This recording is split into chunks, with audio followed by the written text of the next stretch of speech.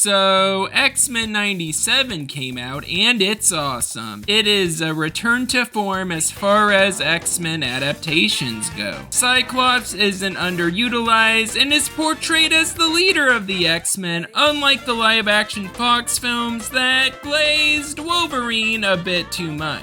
Don't get me wrong, I love Hugh Jackman's portrayal, and I am glad we'll see him one last time in the third Deadpool film, but he got way too much focus in the prior films while Cyclops got the short end of the stick. Cyclops unfortunately ended up dying like a bitch in the very beginning of The Last Stand. My main issue with the original Fox X-Men films is that while enjoyable, Wolverine is the star of those films. Rather than a film focused on a team, they feel like Wolverine-focused films with the team as side characters. Yeah, other mutants get time to shine like Nightcrawler in X2, but overall, the team feels very underutilized to me. So to see the original X-Men animated series return with a fresh coat of paint was refreshing. Cyclops is treated with respect here, and the X-Men are very much united as a team in this cartoon. This was the first X-Men project that Disney decided to release under Marvel Studios, which I find very interesting. I get why they chose this to be the first project, since the X-Men 80s animated series is iconic. It, along with its theme song, are the first things that come to my mind when I think about the X-Men. The show, while a new continuation, is set during the 1990s, but still reflects aspects of the modern day, like oppression that minorities face. However, despite the fact that X-Men has always had that message in their stories, some idiots think it wasn't there and that this adaptation is quote-unquote woke. These people clearly have not picked up an X-Men comic book or watched any of the movies. First, there was a whole drama where people were complaining about Morph being non-binary despite the fact they are a shapeshifter, which makes sense. While Grifters may argue new people wrote this show and ruined the character, the creators of the original series even agree with this change. I was not shocked at all by Grifters getting mad at this though, since that's to be expected. Anytime any diverse character gets added to a big franchise, they get mad, rinse and repeat.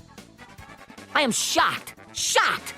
Well, not that shocked. Having LGBTQIA rep in X-Men with Morph makes logical sense, given the fact that the X-Men are an allegory for oppressed people. Also, after recording audio for this video, the voice actor for Morph stated that his character being non-binary in the show isn't acknowledged as he goes by he, him pronouns in it. The non-binary aspect of the character was just on his character bio. This is why it's important not to judge a show before it comes out. However, the Morph thing was silly honestly, and this change was not the reason I decided to make this video. The real reason? Bigoted idiots somehow do not realize they are being called out by this show. I swear, Twitter is brain dead regarding the discourse surrounding X-Men. I remember years ago an X-Men artist for Marvel missed the point of the comic he was doing art for by claiming X-Men aren't SJWs in a really insane tweet I'll show on screen. The fact an artist missed the point of this series is beyond me. Some people truly lack media literacy, even someone who worked for fucking Marvel Comics. That was when bigots in the geek culture space were starting to pop up when Comicsgate was a thing, which led to the toxic waste cesspool of clickbait, bigoted media review content we have today. And now, yet again, we have people without media literacy talking about how the X-Men 97 cartoon is woke. So many people who are media illiterate are talking about a specific scene of the show where Cyclops is being beat up by a villain called the Executioner, who plans to shoot Magneto at a trial at the International Criminal Court. You're kind!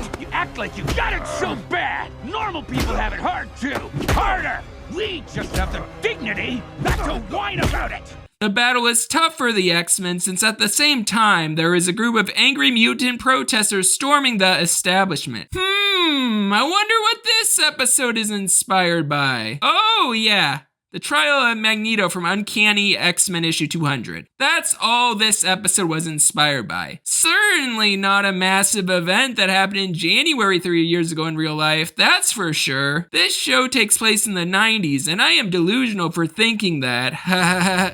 In all seriousness, it is clear as day the creators of this show deliberately chose to adapt this issue since it is still relevant. The Grifters sites even admit that this episode is an adaptation, but they hate it since the creatives made it clear their crowd is being called out in it.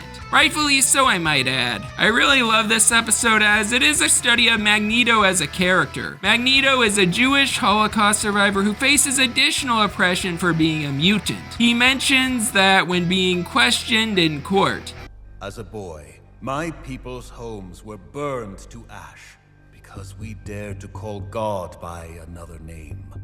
Then my people hunted me with those who had once hunted them. I was a freak, born a mutant, an abomination to their misnamed gods." His court case is put on pause once the protesters start rioting. The executioner attempts to shoot Magneto, but Storm takes the blast and loses her mutant abilities in the process. Magneto, distraught by one of his own kind being severely harmed by losing what made her special, appears to go berserk. He drags the executioner and judges into space. However, he ends up sparing them. His speech in the episode is very powerful. "There was a time I would smite you all for what was done to Storm. But today, I have saved you from your own." This show is explicitly very progressive, and if the original comics came out today, I guarantee the media literate morons would film themselves ripping them. Like, sure, Stan Lee did not initially intend of X-Men being an allegory for oppressed people, since Grifters like to reiterate that he made it another teen book. Stan made the X-Men mutants born with powers, so it'd be easier to write them without a big origin story on how they got them. However, Stan would go on to say that he definitely saw the parallels with his characters and the civil rights movement that was going on at the time. It is clear that art evolves with the times. I was surprised to learn while researching X-Men for this video during all this unnecessary discourse that it was Chris Claremont who added the Holocaust survivor aspect to Magneto's origin. That important detail he wrote into his run of the series is now a massive part of Magneto as a character. He also created William Stryker, a literal bigoted televangelist, as a villain in the series who is still relevant today, as there are people like him who are very hostile towards LGBTQIA individuals. So while the original idea of X-Men started off not intended as an allegory, Uncanny X-Men went all in with that allegory. Uncanny X-Men inspired the modern movies and the 80s animated series. It is clear that X-Men 97 so far has been very true to the comic it is adapted from, the live-action films, and the previous animated series it is a continuation of. This show is really great and is no different from the stuff that came before. I remember I did a video called Spider-Man is for Everyone, Stop Gatekeeping, but honestly, I am all for gatekeeping the X-Men from bigots who call the Executioner based or write a long tantrum thread about the oppression allegory not being there. The X-Men fandom does not want you guys, and the whole point of the show itself went over your heads. Completely. Anyway, I hope you all enjoyed this video. X-Men 97 is great when you don't have a bitch whining in your ear that it's woke. This has been ShadeX, and I hope you all feel nothing but good vibes.